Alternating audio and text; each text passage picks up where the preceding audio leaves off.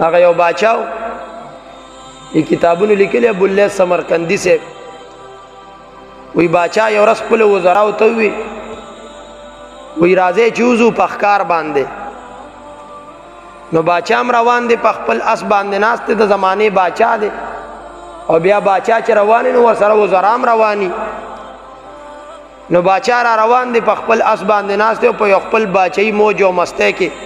او لوی لښکر د وزراو د خپل کارکنانو د خپلو خلکو ورپسې دی باچا ځنګل طرف ته لاړو ښکار کوي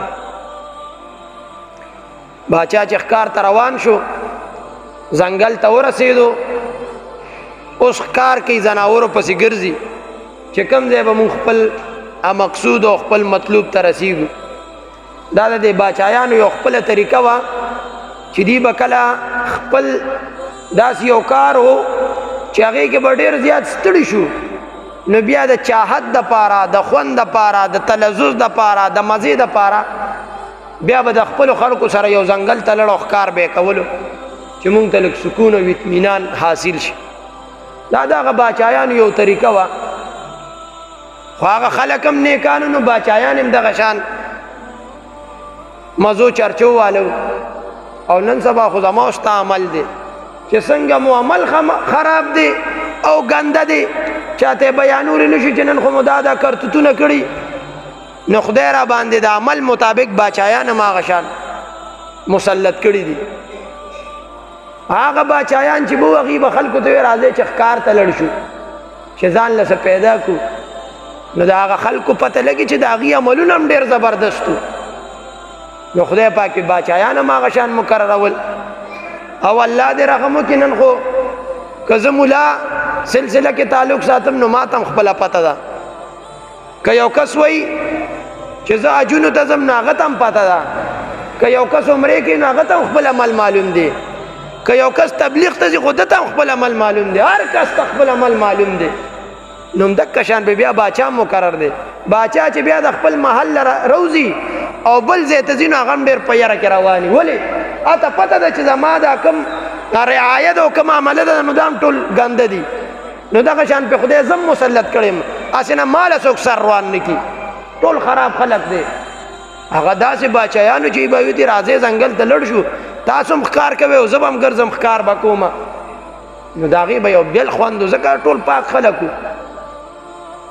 او اوس دې خدای رحم وکړي ته به خپل رزق ګټې څه چل دی نو هغه خپل رزق ته به دې نه پرېږدي دغه باچا هم ځنګل ته روان دی ښکار کوي لاره کې یو اوسۍ ولیده ځنګل کې نو دا باچا چې به د باول گزار په ښکار باندې په خپله باندې کولو باچا دغه اوسۍ پسې روان دی داسې باچایانو چې به ټرلینګونه هم کړي هغه اوسۍ پسې ځنګل ته ننوتو او کم چې وزرا دي دی بهر ولاړ دي دی خپل ښکارونه کوي باچا په ځنګل کې ورننوتو ښکار مخکې دی او دی ورپسې دی ښکار مخکې دی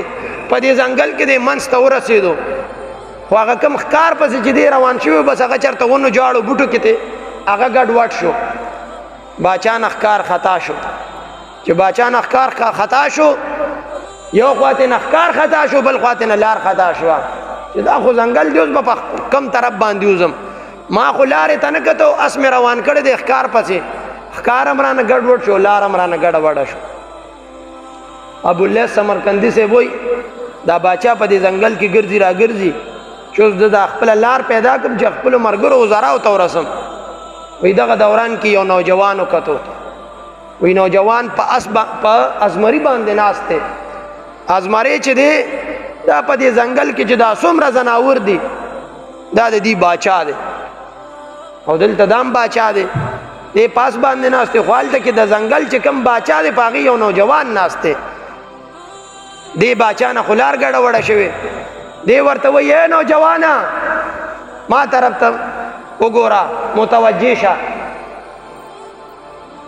هغه نوجوان په خپل ازمري باندې ناست دی یو خپله دبدبه کې هغه هم دی خو دلته خو دې هم باچا دی په یو خپل روب او دبدبه کې دی اگر چې لښکر د ځنګل نه بهر دی دی ورته بیا آواز کوي هغه بیا درته نه ګوري دریم ځل ورته وایي او نوجوانه تا ته پته نشته زه خو د دې زمانې باچا یم نو دا کم په دې ازمري باندې چې کم نوجوان ناست دی دا د الله جل جلاله د پاکو خلقونه یو ډېر لوی مرتبه والا انسان دی. وای دا ورته وکړه چې دا ستا څنګه باچایي ده، په اس باندې ناست نو دا خو څه کمال نه دی، پاس باندې خو ستا وزرام ناستی، ستا رعایم پاس باندې ګرځي، تم پاس باندې ناست نو ستا او په هغې کې خو څه فرق نشته. وای دی وتی چې تو درېږه تا سره زه یو څو خبرې کوم. ده ته دا حیران دا منظر ورته ډېر حیران ښکاره شو چې په ازمري باندې او په ځنګل کې نوجوان ګرځېده، دا خو عقل نه مني چې په ازمري باندې خلک څنګه کینی. باچا وتی ودرېږه تا سره زما یو څو خبرې دي. او ورته ستا ما سره دي که نه زما در سره دي؟ نه زما در سره کار دی. وایي ستا چې را سره کار دی نو د خپل اس نه راکوشه او راشه دلته زما خواله. باچا د خپل اس نه راکوشو، چې راکوشو د دې نوجوان مخې ته ورغو، دا باچا خو د خپل اس نه راکوز کو. ورته وایي ولې؟ وایي دا راته وایي په دې ازمري او په دې ځنګل ځناور باچا باندې ته څنګه سورلي کې؟ دا خو ما ته ډېر تعجب دی پتا باندې. او ورته دا څه تعجب دی؟ ما ته پته ته ښکار ته راغلی او په دې ځنګل کې وګرځېدې، ښکار هم درته میلاو نه شو، خو ته وږې. وایي راځه ما سره لړ چې زه به د سر روټۍ به در باندې وخورم، د هغې نه پس به بیا یو څو خبرې وکړو. باچا ورته ډېره ښه ده. باچا پیاده روان دی او دغه نوجوان د الله جل جلاله د پاکو خلکو نه یو لوی مقام مرتبه والا ولی الله دی. دی په خپل هغه ازمري باندې سورلي کې یو ناست په یو خپل روب او دبدبه کې اوس دی روان دی. خدا د الله تعالی هغه خلق دی چې په دنیا کې ډېر لوی مقام دی له ورکړی دی. باچا پیاده روان دی او دکه نوجوان په ازمري باندې روان دی. یو ځای ته چې ورسېده په ځنګل کې یو بلډینګ دی. دغه نوجوان د ازمري نه راکوشو او دغه خپل بلډینګ او خیمې ته دغه خپل ناستې ځای ته ننوتو. وایي په دې کې چې ګوري یو ډېره زبردست سینګار شوی د ښایست په ختمه یو ښکلې نوجوانه جینۍ او پیغله دغه خیمې ته راننوستو. یو لوی طبق ورسره دی، یو لویه مجمع ورسره ده، د دنیا قسمه قسم نعمتونه دي، څومره د خوراک څیزونه چې دي هغه په دې طبق او په دې مجمع کې د دې باچا او د دې نوجوان مخې ته یې کېښوده. دا اوږه او ګندنه او مولې او دا بدبویه څیزونه واله پکې نشته. نور چې د خدای څومره د خوراک نعمتونه دي، که هغه د غوښې سره تعلق ساتي، که د پروټو سره ساتي او که د هر څه سره، خو چې د خوراک څیز دی هغه په دغه مجموع طبق باندې پراته دي. باچا حیران پاتې شو چې په دې ځنګل کې او داسې زبردست خوراکونه. باچا قسم خوري، زما دې قسم وي چې په دې خپله رعایه کې او په دې خپله زندګۍ کې ما دومره حسین او جمیله زنانه او جینۍ کله نه وه کتلې لکه څنګه کومه جینۍ مې چې په دې ځنګل کې د دې نوجوان سره وکته. وایي دغه نوجوان راته وایي چې باچا سلامت، دا زنانه دې وپېژنده؟ وایي ما ورته وایي چې دا خو زه نه پېژنم، دا په دې ځنګل کې تا سره څه کوي؟ وی راته وایي چې روټۍ وخوره بیا به خبرې کوو. وایي چې ما هغه طعام او روټۍ وخوړه. وی راته وایي چې باچا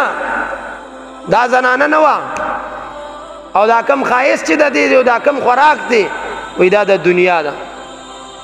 دا صرف ما تعالی یو جلک د دې دنیا خودو. حضور مبارک چې کله د رب ذوالجلال دربار ته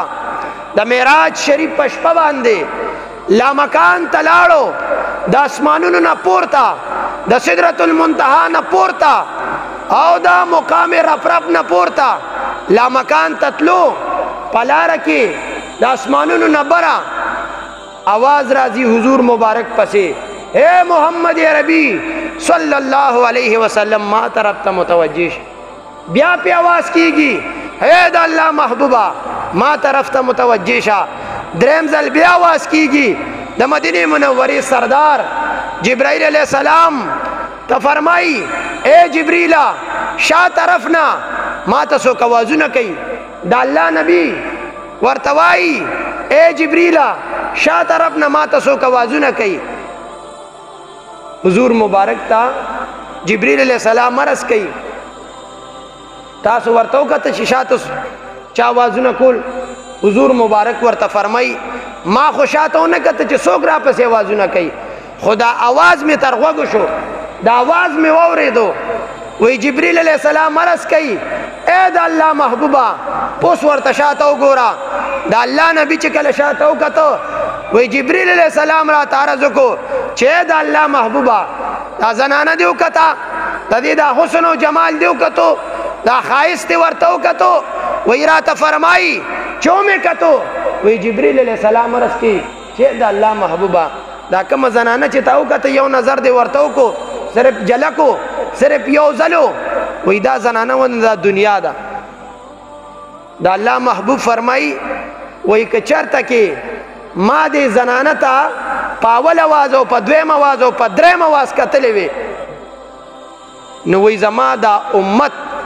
دا به په دې دنیا کې د دنیا په محبت کې ورډوب شوی وي او دین اسلام به پاتې وي خو ما ورته ونه کته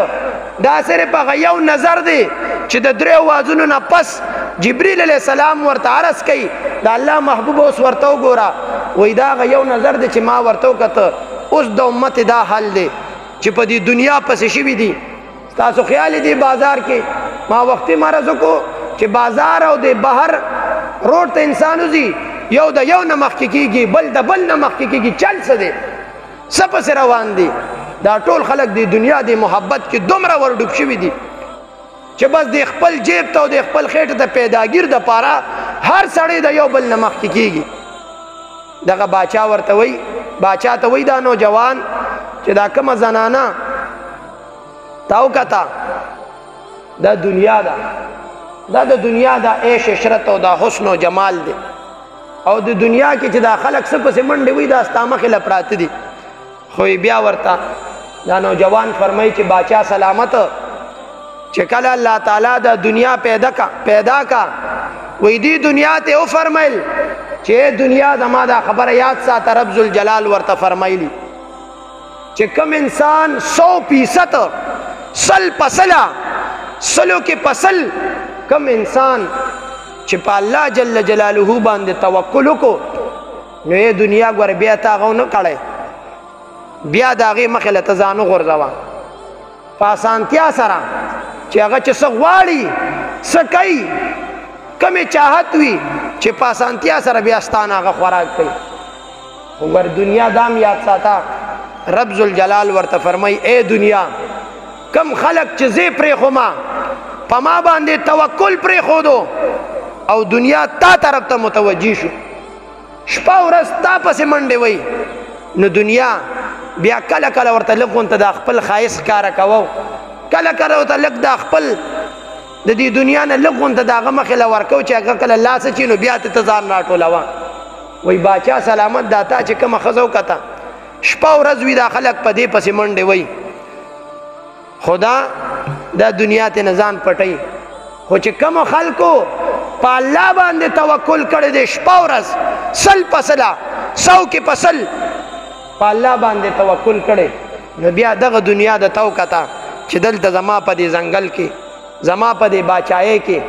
زما په دې جونګړه کې تو کته چې زما مخې له په خپله باندې دا خوراکونو د طعام یو ډک طبق او مجمع زما مخې ته کېښوده دا د دې دنیا حقیقت ما تا تم پکار دی چې هر یو کار هر یو فعل کو چې زمونږ توکل په الله باندې نو چې کله مونږ توکل په الله باندې پیدا کو بیا د دنیا به ټوله راځي او ستا د خپو کې به پرتې خو که نه مونږ ټول زمونږ د زندګۍ ټول دار و مدار په دنیا پسې شو توکل په دنیا باندې شو بیا به همدکه مثالي کله به د دنیا خپل مخ راښکاره کوي کله به یې پټوي کله به ګوتو له راځي او کله به رانځي شپه ورځ به په دې باندې په منډه باندې یو رب ذوالجلال دې زمونږ او ستاسو توکل په الله باندې پیدا کړي او رب ذوالجلال دې مونږ او تاسو له د حضور مبارک په یو یو ادا باندې پورا د عمل کولو توفیق را نصیب کړي علامہ اقبال سے فرمائی کی محمد سے وفا تو نے تو ہم تیرے ہے یہ جہاں چیز ہے کیا لوح او قلم تیرے ہے تا چې کله د حضور مبارک د زندګۍ د سنتو هر ادا اپناو کا نو علامه اقبال سے وی د دنیا او ما فیها سکه دا لوح و قلم هم ستا دی خو الا چې کله د حضور مبارک په یو ادا باندې خپل زندگی هغه صرف کو موت تعالی پکار دی چې د مرګ د پاره